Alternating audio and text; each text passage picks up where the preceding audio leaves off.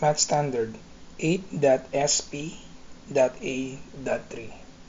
This scatter plot shows the relationship between the number of sweatshirts sold and the temperature outside. So Y values are the sweatshirts sold, and then temperature, degree Fahrenheit. As you can see, the line is decreasing, right? The y-intercept of the estimated line of best fit is at 0, b. Enter the approximate value of the b in the first response box. Enter the approximate slope of the estimated line of best fit in the second response box. Now, the b is the y-intercept. Now remember, the slope-intercept form, the value of m is the slope,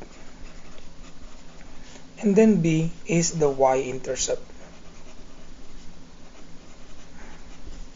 where the value of x is equal to 0.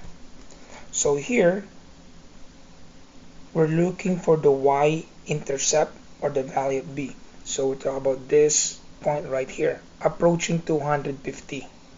Alright? Let's say 240, 245, alright? So we can just approximate the value again, let's say 245. Alright? Again, it's approaching 250, but not exactly to 250. Now this trend line is only for, like, approximating the trend, or the behavior, or the pattern of these dots. Next, enter the approximate slope. Now listen, for the slope you can choose any 2 points on the line.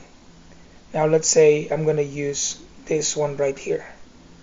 So the coordinate of this point is, let's say, 15 on x, and then approximately, let's say, it's close to 200 but not equal to 200, let's say 195. Again, we are just approximating the value. Next, 30 on x,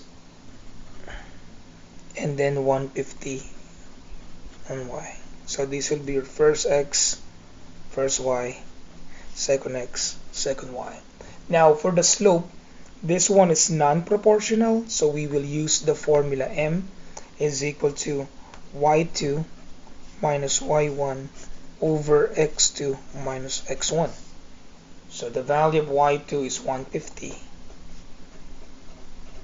minus y1, which is 195, divided by 30 minus 15. Alright, so 150 minus 195 is negative 45, and 30 minus 15 is just 15. Alright, now we can still simplify this.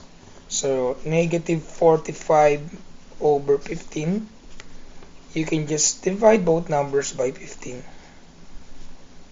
Alright, so the final answer here is negative 3. Approximate value. So the slope is negative 3. Alright, now don't forget, if the relationship is non-proportional, if you are solving for the slope, you need to use this formula. Now, is this the right answer? There might be a different answer, because again, we are just approximating the value. As long as the slope is from negative 3 to negative 4, then you're good. Now for the y-intercept, again, it's not equal to 250 but approaching 250. If your answer is from 240 to 250, you're still good. Thank you.